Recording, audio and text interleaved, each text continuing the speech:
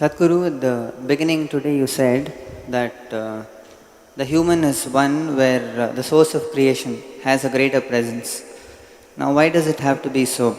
Is it just nature's ploy, existence ploy, a play where we are all just some kind of software programs designed for self-annihilation with some support systems?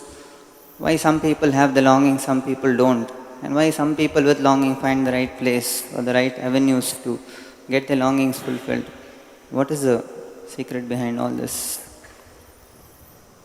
For the first part of the question, why are you asking me? I didn't create this damn place. I'm only trying to create a solution. I didn't create the problem. So, is this all apply for people, the spiritual people, to run their business? Do they have some kind of a deal with the Creator that He keeps people in such a turmoil that these people can run their show? Possible. It's just that you are asking this with a certain anguish attached to it. So I'm just trying to play it a little bit. You know the cat and the mouse game? They say, Iliga prana sangata bekkaki chellata. What it means is, for the rat, it's a life and death question. For the cat, it's a game.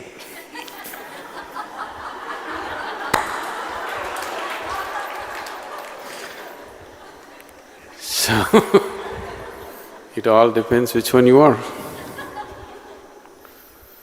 So,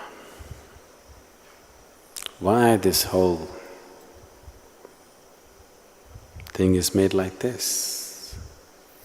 Is it some kind of a conspiracy between the spiritual gurus and the Creator?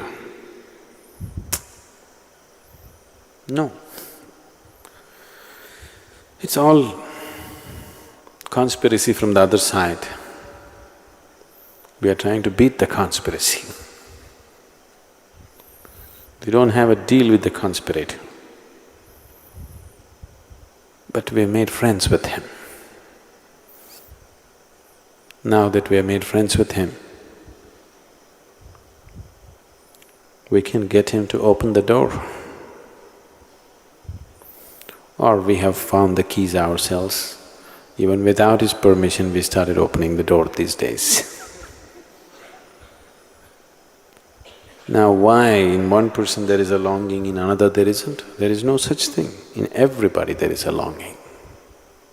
In everybody there is a longing to be little more than what he is right now, isn't it? In everybody there is such a longing, that is a spiritual longing. It's just that most people do not recognize it as such till a certain amount of pain or suffering or old age or the constant threat of death enters their life. Till then, they will not recognize that longing for what it is. They will go on painting all kinds of pictures. Using that longing, they are painting 1,000,000 different kinds of pictures on a daily basis. They think it's about money. They want to fool themselves that it's thinking that it's about a man or a woman. They know very well it's not so. But they like to keep the game going and keep the game going and keep the game going forever. They think it's all about a new house. They think it's about a new job. They think it's about a promotion. They think it's about wealth. Not that they really think so. They just like to play this game. Everybody knows that none of these things will fulfill them. They know it very well, isn't it? But they still continue to play the game. So why the game is so difficult is, the situation is like this. Shankaran Pillai and his wife were sleeping. In the night, the wife thought she heard some noises downstairs, she thought there must be a burglar. And she said, "Hey, are you awake?" Shankaran Pillai said, "No."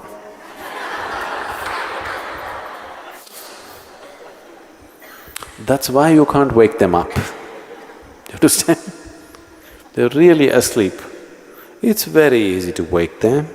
Gently you can either kiss them awake if they are gentle people, or you can put ice-cold water, a bucket of ice-cold water and wake them. But the problem is they're awake and they pretend to be asleep. Now you have to coax them not to pretend. You know it's difficult. You know it's difficult. That's why it seems so difficult, not otherwise. If people were really asleep, it would be very easily to awaken them. They're awake, but they're pretending to be asleep. Now, if you see, a man who is pretending to be asleep, if you roll him over, he'll sleep this side.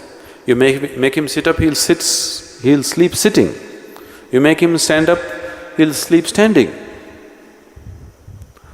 When he is determined not to wake up, then it takes lots of work. That's the foolish work we're doing in the name of spirituality. To wake people up who are already awake, but who like to pretend that they're asleep. Otherwise, why this going on and on? One satsang is enough, isn't it? Just one satsang is enough. Why another one, another one, another one? Because one satsang you roll them over like this, then they sleep this side. Next satsang, okay, that didn't work, you roll them like this, they'll sleep that in that position. In every new position they will sleep.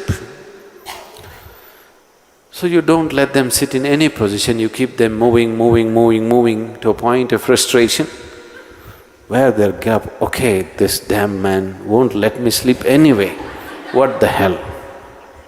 Let me come awake. This is the way fools will wake up. But the intelligent should wake up the moment they know they're awake, they must open their eyes and see. Those who are eager for life, those who are looking forward to the day, the moment they're awake, they will get up and come out. Those who are not looking forward to the day, if sun comes up, they want to deny it by the blanket, isn't it? So that's why the spiritual processes are designed like this. You like it or you don't like it, 5 o'clock in the morning, get up and cold water and sit down and do everything that you have to do. No, I don't like it, it doesn't matter you don't like it, just do it. You're asleep, it doesn't matter. You still walk around and do everything. If you do this for some time, then you will realize, what's the point pretending? Anyway, they'll make me do all these things. Then it'll not be worth pretending. You're creating a whole range of illusions for yourself. Life should disillusion you somewhere, it will. The sooner it does, it's good. When life doesn't, a guru tries to hasten the process of disillusioning you. Do not understand disillusion as a negative process. Disillusioning means destroying your illusions, isn't it? If you get disillusioned, is it a positive thing or a negative thing?